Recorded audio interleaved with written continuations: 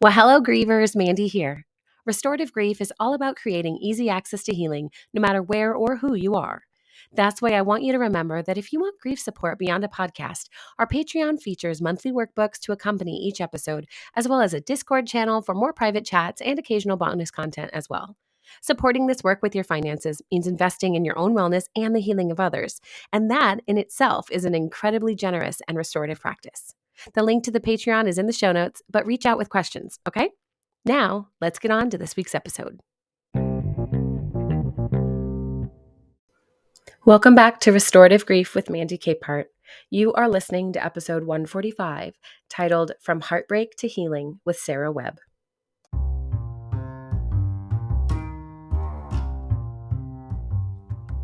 Sara Webb is a resiliency and heartbreak coach working specifically within the queer community. Through her own experience of heartbreak and coming out queer later in life, Sara transformed her story of loss into one of growth and identity. Disempowering thoughts and beliefs about our identity can crowd our minds, leaving no room for hope to take root. In today's conversation, Sara shares about the value of meditation and breathwork as a pathway from heartbreak toward healing.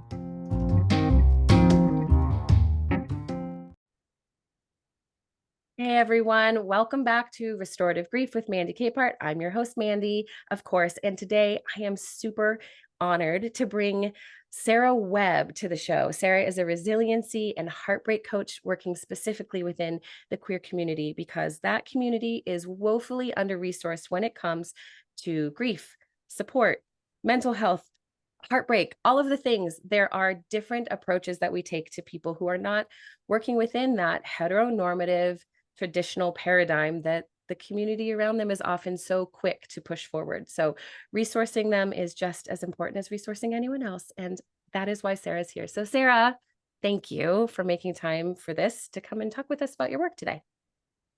Thank you for the warm welcome. I do want to assert that my.com and everywhere all over the internet is Sara Webb Says. And I know you'll put it in the show notes. I will. But I just wanted to lead with that SARAWEBBSAYS. I love it. I think that's important too, because it's easy to find the wrong Sara Webb. You have a very beautiful but common name.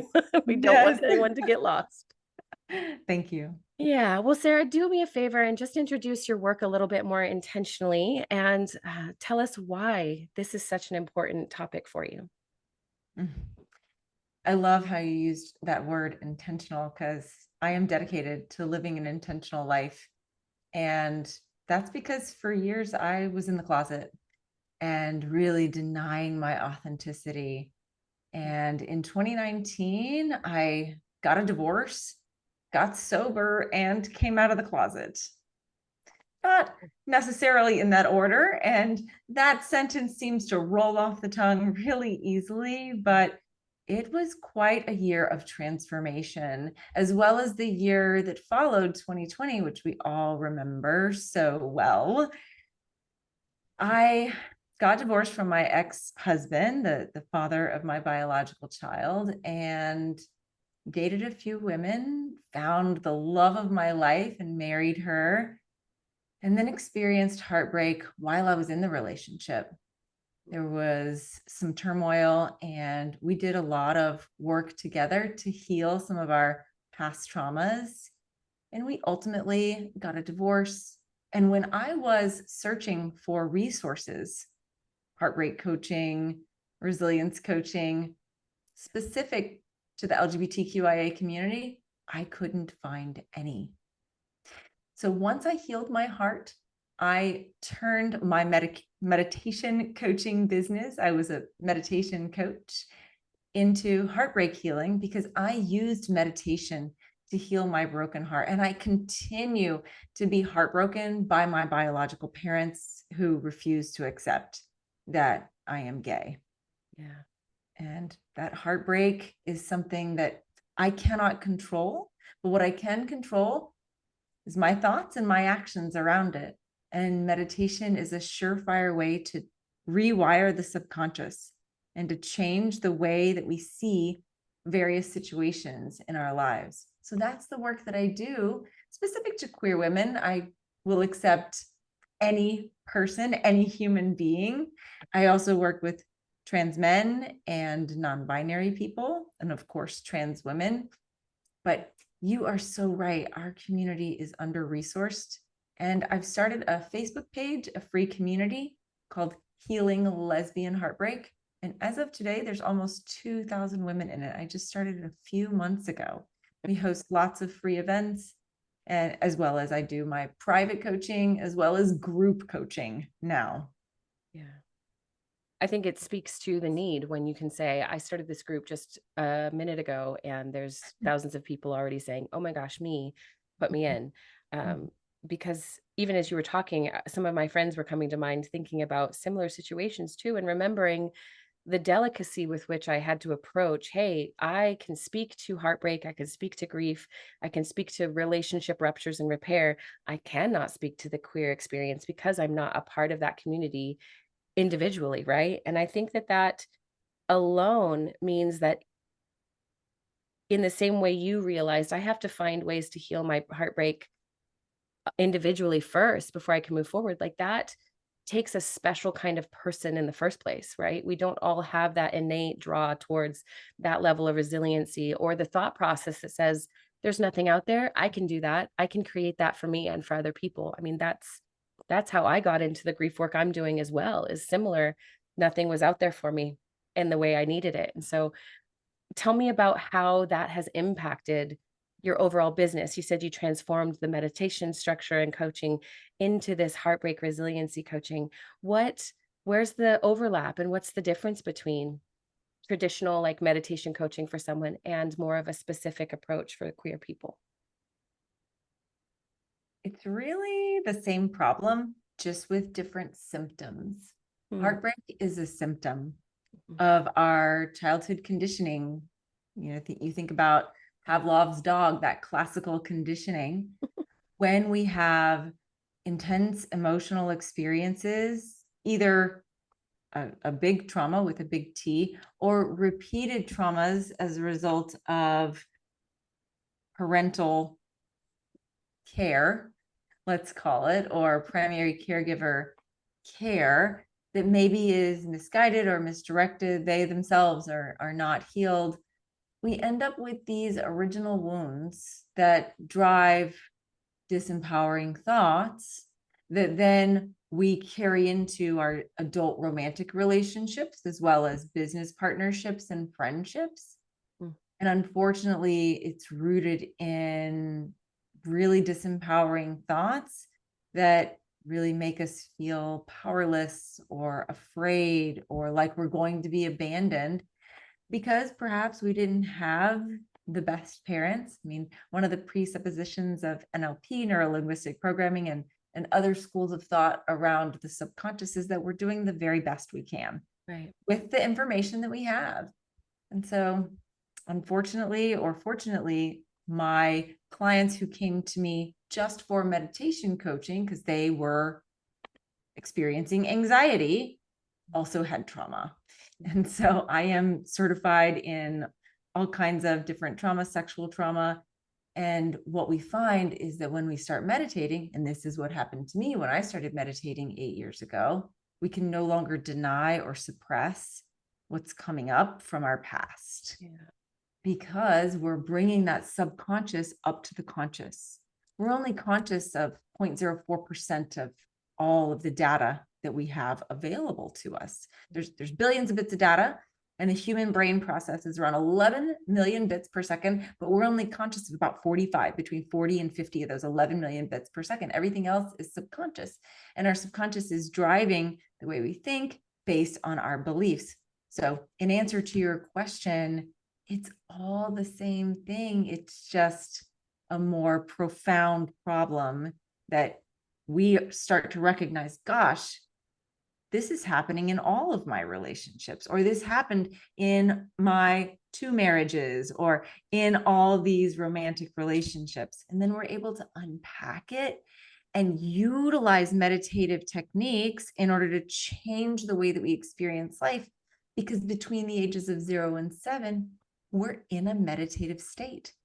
And we don't have the prefrontal cortex, which is that front part of the brain, the most recent development of our human brain. And this is where our logic comes in. Instead, we're in theta brainwaves from 2 to 7, and we're taking in everything as absolute fact. Yeah. And we don't have the mental capacity to unpack it. So as adults, we enter that meditative state and recognize and then rewrite it with the same meditative states. Yeah.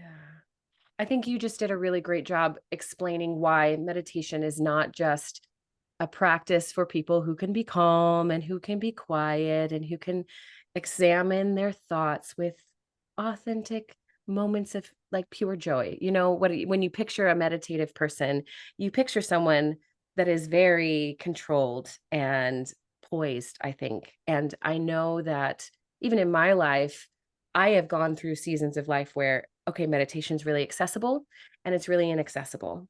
So, for someone who's grieving and who's dealing with heartbreak in some form, how would you help them start to see themselves not as like that young child and have to go through that whole therapeutic process of inner child work, but really as someone who, where they are right now, that they could access that part of them and sit with that part in a gentle way that brings up opportunity to explore and soften toward themselves? Think there's so many misnomers and misconceptions around meditation. Mhm. People think that something is supposed to happen while you're in meditation, or that you're supposed to levitate, or that you're supposed to stop the thoughts. Mhm. And there are some meditative practices that involve actively pushing away the thoughts. Those don't tend to work for me. Meditation is something that, when we use it consistently as a practice, will enhance our lives outside of meditation. But we can't be in a super hyper vigilant or fight or flight state and expect to sit down and all of a sudden achieve enlightenment in one session. It's an iterative, day by day process. Mhm. And it doesn't all come flooding in. It's like you don't all of a sudden relive the rape while you're in meditation. It's just that you're noticing that these disempowering thoughts are coming up, or fear.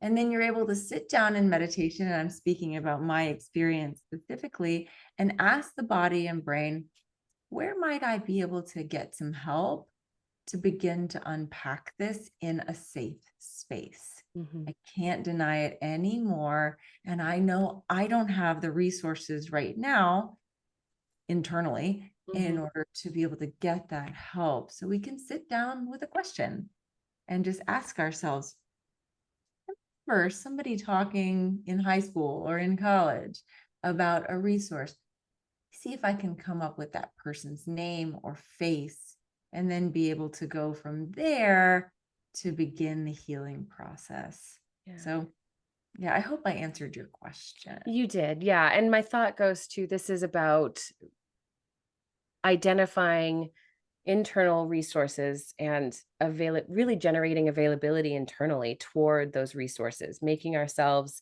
um, aware of them, but really coming into agreement that we are able to access those resources too, and not just in this state of freeze or flight where we Mm. can't stay present with ourselves. Yeah. And we say in yoga, the issues are in the tissues. Mm. So, part of the process that I utilize with clients is actually finding the vibration in the body. And harkening back to something you recently said, we don't actually have to relive these moments. Yeah. Instead, I'm trained in forward facing trauma therapy. So, instead, we notice what's happening in front of us, Mhm. and we can find the vibration in the body, sit with it, listen to it, reduce it to just a sensation, and then begin asking the question, when's the first time I felt this way? When's Mm. the last time I felt this way? This vibration, and memories will surface. And so we don't have to do EMDR or exposure therapy or any of these, I believe, really harsh ways of processing trauma. Instead, we can deal with what's in front of us, breathe through it, find the disempowering thoughts. And while we're in and out of meditation, change the way that we think by looking for evidence that these new empowering thoughts are actually true. I love that you said looking for evidence. That's one of the things I challenge everyone that tells me this isn't going to work, this isn't good, things are bad, things are never going to change. One of my first questions is, what evidence do you have on either side? For better or for worse, is there Mm. evidence that things will always be this bad? That that's an easy place for us to get lost, right? We have plenty of evidence that things are bad or that things have been bad, but to say predictively they will stay that way or this will never change, I will never heal, and remaining in that is really, really detrimental to the healing and grief process. Change is the only constant. And we live in this world that we have this perception that things are static, Yeah. but it's constantly changing. Mm. One of my first coaching teachers, her name is Dr. Sue Morter. And I love the analogy that she uses that everything on the earth is expanding and contracting. You look at the tides and the seasons, day and night. You look at our heartbeats and our lungs, inhale and exhale. It's that world of contrast. And what goes up must come down. As far as the pendulum swings one way, it must swing the other. Mm. So what I do with my clients when they are experiencing an expansion and things feel really yummy, I say, memorize it, root it in, remember how this feels, because it's going to change. It's going to get hard again. How can you memorize this vibration in your body and then be able to call it up? Maybe not fully, but at least say, you know what? I do remember that this was different before, because our brains, as I'm sure you know, and many guests have talked about, our brains have a negativity bias, and it's just keeping us safe. We can be driving around for 40 years in a car and have one negative experience, and then we're afraid to drive because our brain is focusing on the negativity in order to keep us safe. And that's a beautiful thing. And once we know that this is the case, we can choose to go within and see how this vibrates and how we can rewrite it. So where would you take someone who not familiar with any kind of inner work? One of the biggest reasons that people have low self-esteem or difficulty with grief is perspective. We trust other people's opinions, and therefore we have low self-esteem. We're focusing that reticular activating system, which finds that 40 to 50 bits of data per second, on the hurt instead of looking at the opportunity for growth. So the first step is to get to know ourselves. And that's where we start with clients. I do a number of different assessments, both before people meet with me as well as throughout the course of the time that I'm working with them, so that they can begin to analyze where some of these things come from and know themselves better and recognize, the first step to any change and transformation is awareness.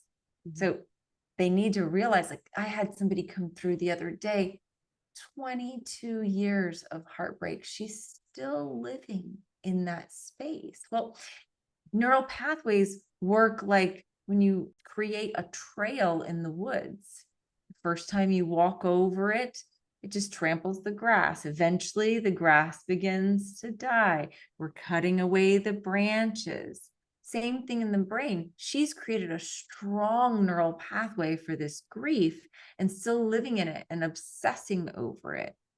And so that awareness and knowledge, and then shifting the perspective to other things, this is where the change and transformation begins. It's just like if you move to a different area of town or get a new job and you're on your way home from work and you just go into autopilot and you accidentally drive the wrong way. Some people might have disempowering thoughts like, gosh, what am I doing? Well, usually we're like, oh yeah, I'm just going that way that I know in my brain.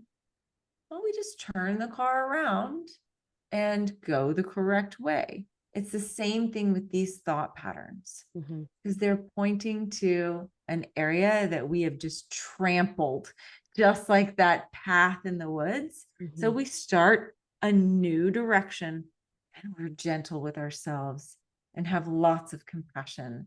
There's no way that we can be compassionate with others until we're compassionate with ourselves. There's no way that we can really love somebody else until we truly love ourselves. Yeah.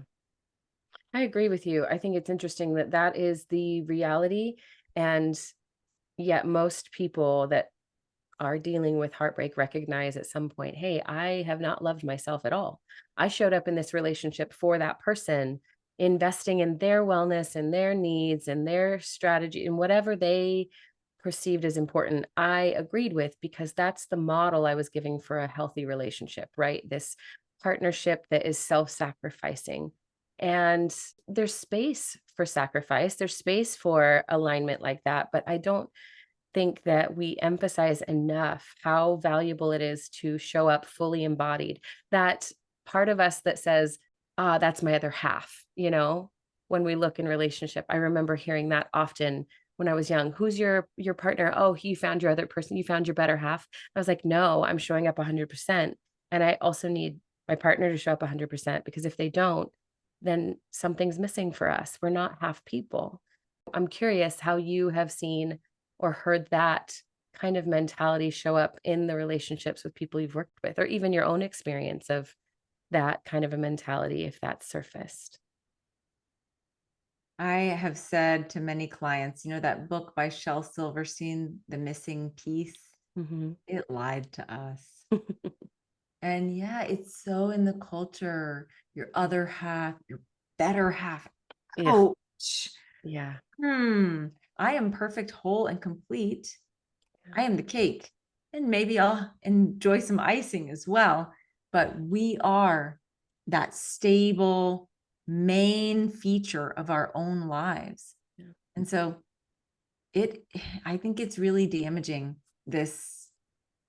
I mean, there's so many things in our culture that are accepted, like that we need alcohol in order to be moms.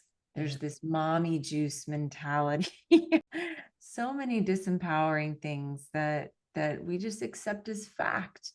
And so once we start to analyze it, then we get to choose. How do I want to approach this? Because yeah, I believe that we are whole and complete and perfect and getting better every day. I agree. I think that that's something that as we are, I mean, you've hit on this a lot, right? Empowering yourself through your thought process and the way that you show up and the work that you do, whether it's meditation work, whether it's grief work, whether it's relational work, whatever shape it's taking, honoring that part of you that carried that disempowering thought process for so long is doing the work to bring them Mhm. into a new way of thinking. And it's not just, and I'd love for you to speak to this too, it's not just changing your thoughts, right? You're showing up in a different way. Yes, your thoughts will change as a result, but you're not changing the thought and ultimately, like, that's the key, right? So you're showing up in a way that invites transformation in your thoughts because that ultimately is something you're not just beholden to, right? These thoughts that you gather from everyone around you, you have to be able to take responsibility for the way that you think about your life and the way that you show up. I believe that thoughts are a big part of it. And because we have 70,000 to 90,000 thoughts every day, and 95% of them are the same as the day before, and 80% are negative. But I believe that the body is the first stop. So to me, there are 3 levels of resilience. First, the body. So body awareness, remember the issues are in the tissue. And then we use the breath because oftentimes when we get into these trauma spaces, we stop breathing with the full capacity of our lungs. And after we are aware of the body and have a lot more body awareness, especially those of us with trauma in the queer community, and then use the breath in order to relax and soothe ourselves, only then can we really begin to analyze and recognize and observe the thoughts of the mind, because most of them are subconscious and we're not aware of these horrible things. I call it the itty bitty shitty committee. It's really the itty bitty kitty committee. It's just based in our childhood programming, whether that happened between 0 and 7 when we were in a super meditative state, or 7 to 14 when, gosh, we had to go to middle school and people said horrible things about us. And then we took it as fact and then started repeating it to ourselves in our head. I tell my 7-year-old all the time, at least once a week, I have a whole list of things that I tell her. And one of them is, don't listen to the things that other people say and repeat it to yourself in your head. Say kind things to yourself in your head. And so when we work with declarations or affirmations, sometimes it's not just I am. People have said that I am are the two most powerful words. It's true, but sometimes we say, why can't you get it together? Or we're really stupid. Like sometimes we have the I, you, and we in there as well. And that's a sign that it was actually not originally sourced within. That was something that we took. And so going back to that self-esteem, when we believe what other people say about us, and that makes us not trust ourselves. And when we don't trust ourselves, we're in a pickle, because we are the only entity that is there from the very beginning. Yeah, we have caretakers and we have partners, but we come into this world alone and we leave alone, and we pick up people along the way. And we have to build that trust in ourselves so that we can be resilient, so that we can be tenacious and say, I learned something today, and I'm going to learn even more about myself. I'm going to choose resilience. I think that part right there, choosing resilience, is a huge statement and a huge choice of autonomy, right? It's that huge, I claim myself as worthy. I claim myself as important. And I claim this work as necessary for survival, not even just thriving and getting to that point where everything feels really good, but getting to that baseline where we can say, okay, everything around me has been hard. I've had narratives from others that aren't helpful. I've internalized critical words from people who don't have my best interest in mind. It's different with their parents, right? When that language isn't coming from a classmate at middle school who'll be gone in 2 years, but it's coming from my caregiver, where I showed up, where I was supposed to be safe. How do I begin to process that? I always start everything with just awareness through education. Studies show that LGBTQIA people continue to want support and acceptance from their family of origin, no matter what they've done. Even if they do have to cut off communication, which I've had to do at some points, I do have communication with them at this point, we still desire it. And it's the same thing that happens with heartbreak and grief. We're wanting that connection. And this is biological. It's physiological. When you look back across history, if you got kicked out of the tribe or banned from the city, that was certain death. You had no access to food or water or trade. So it's completely understandable that we would want our parents, our first tribe, to accept us for our full authenticity. It's like we were suffering when we were pretending, and now we're suffering because we're not pretending anymore. So again, that awareness that this is hardwired into our bodies, I think is somewhat helpful and allows us to make a more informed choice. Yeah. And I think that informed choice is really powerful too. I know some clients I've worked with are dealing with similar situations where like you said, this is my mom, this is my dad, this is family of origin, these are my people. How do I navigate knowing I have really positive memories with them? Yet I look back and realize, well, those memories were nuanced with I was hiding, I was unknown, I was confused, I was struggling, and I want to repair, but they're not available for it because the way I need repair, right? The boundaries I've set of this is my name, this is my relationship, this is my identity, these are my preferences, whichever they're dealing with, aren't respected, right? Where's the meditative practice on that?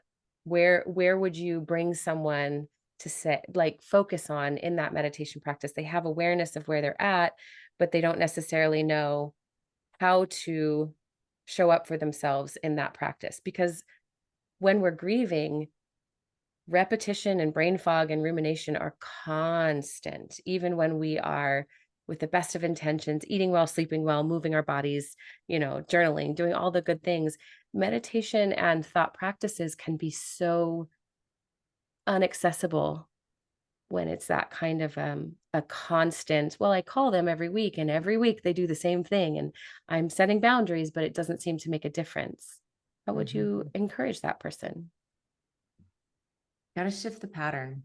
And Mm, there was a little mini question in your statements there. I really encourage people who are going through a tough time to avoid just silent sitting meditation. mm, I think it's really helpful to utilize strong breathwork practices as well as some other mental anchor like counting breaths or just some sort of simple mantra like I am breathing in, I am breathing out. You can vibrate mentally. Even more powerful if you actually use your voice to vibrate.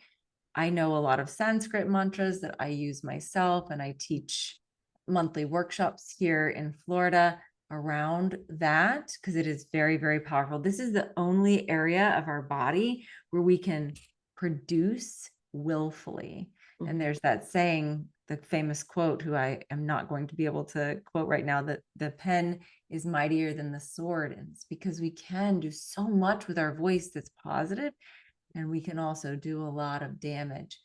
But when we use the voice in a repetitive way, it's actually double meditation because it is breath work too, Mhm. plus vibration. And humming has been scientifically proven to activate the vagus nerve, Yeah. which is so connected to our parasympathetic nervous system. So it's a fantastic way to be able to calm the body naturally, quiet the mind in a really systematic way. I mean, gosh, when I use actual mantra meditation, vibrating out externally, or breath work, it is a substance-free high. It Mm. is so yummy and delicious. And the only side effects are that I actually feel more calm, more self-assured, more rooted in self. Yeah. There are answers in silence, but there are also answers whenever we let the thoughts continue Mm. and use some sort of an anchor in order to get into the subconscious and allow things to bubble up in a really natural way. So if I were working with somebody, in answer to your question, if I were working with somebody like that, there'd be a whole series of questions around. So we're talking about a hypothetical situation, but we'd really be digging into what are the disempowering thoughts? What am I making it mean that this person is rejecting me? Because it's probably related to our core wounds, our core beliefs, which are not helping us.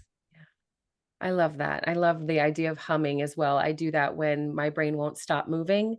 Um, Whether I'm learning something new and I get really excited because I connect some dots, you know how your brain just starts to say, we could write a whole book on this now because we've had this moment of revelation. I have a couple of songs that I will pick out and just start humming because it quiets everything and it brings me back into a moment of, okay, but right now, sure, write the book someday, write the article, write the podcast, find the people, whoever. But right now, what can you control right now? What can you do with this right now? How does this right now empower you and move you back toward that center, that part of you that has been looking for something like this, that feels like alignment, that feels like warmth, that feels like safety. What are you going to do with it right now? So I love that you brought that in Mhm. because, yes, vagus nerve exercises are so very pop culture right now. They're very popular. And I think what's interesting is that's not often a lot of the things that we can do for vagus nerve support and that realignment, right, are often really reckless for people who are deeply dysregulated and not in a state of awareness that they can move gently toward themselves. They go into like cold plunge, but they're hypervigilant 24 hours a day, and that can be Mm. really damaging long term. Yeah, to the vascular system. I mean, if we aren't allowing ourselves to get into parasympathetic Yeah. and just doing all the Wim Hof and, like you say, the cold plunging, all fantastic practices. But especially when we're going through heartache, heartbreak, I mean, kill the caffeine, like lose the caffeine because your heart is probably beating. And it's like if we stay in that hypervigilant fight or flight, we can fall back into freeze or even depression, right? Because the anxiety, when it gets maxed out, that's when it takes over and it's like, I can't do anything anymore. We're not go, go, go anymore. We're just lame, Yeah. really physically lame, and reach that opposite state. Mm. There's still sympathetic nervous system activation. It just doesn't feel like it. Yeah. Well, I have one more question that's similar, kind of going back to what you were talking about in the beginning with your work with the queer community in heartbreak and around relationships. I know that there are a lot of misunderstandings and like by erasure of people who are bisexual, but are Mhm. in what appear to be heteronormative relationships. I think about this a lot because it would be really easy to say, oh, sure, you're bisexual, but you're dating someone that's opposite gender must be a normal relationship, and that feels so it's disrespectful on every level, number Mm. 1, but how do you support someone who's on the inside of that relationship and dealing with themselves? Dealing with, "Yes, I identify as bisexual, but I am dating someone of the opposite gender, and I am attracted here, but I'm also in a relationship." I'm asking this question because I have had clients and friends in the past say these things aloud, and they're grieving their situation, and again, it's not something I've ever encountered or dealt with personally. I don't have experience there, but I suspect that you have a lot of wisdom on the topic. And the question is, what am I making it mean Mm. that I'm not being accepted? That might be the original wound there, is that I am rejected, I am not accepted. Because if we're fixating on the opinions of others, we are disempowering ourselves. There are exactly two things we can control: our thoughts and our actions. And so if our thoughts are centering around other people's perception of us, then the answer is to go within and find, okay, well, I'm having these disempowering thoughts. What am I making it mean about me as a person? And how can I shift and find evidence outside that proves that I am accepted, and rewrite the way that we are experiencing this problem that really is a construction of our own making, that someone is not accepting us as a bisexual person. Perhaps that is something that, has everything, anyone's perception of a situation has everything to do with their data. And so if they're perceiving that someone else, there's so much mental gymnastics there. I think that they think about my actions. Yeah. It's futile. Yeah. My mom always said, you would worry less about what other people think about you if you realize how seldom they do. Mhm. Mhm. They're thinking about themselves. Yeah. And that's a case. That person is thinking about themselves, worrying that somebody is not perceiving them as bisexual. What does it matter? Yeah. Mm. I love that. Thank you. I knew you'd have the right answer. And I use right It's answer an, gently, but it's yes, an answer. Yeah. it's an answer. Well, Sarah, this has been really, really good. I know you have a free webinar on your website. I know you've got a ton of really great resources on your social media and all of the things that you're showing up. So where can people find you if they want to connect with you? I'm everywhere at Sara Webb Says, SaraWebbSays. Perfect. Thank you so much, Mandy. Absolutely. Thank you for being here. And I thank you for doing the work. I know that it takes a certain person, like I said earlier, when you are experiencing your own loss and trauma and trying to decide what's up, what's down, what matters, what doesn't, um, to to say, well, actually, I'm going to pivot my entire life to serve others in this place too, because they deserve it and just as much as I did in this space. So thank you for doing the work you do. Thank you.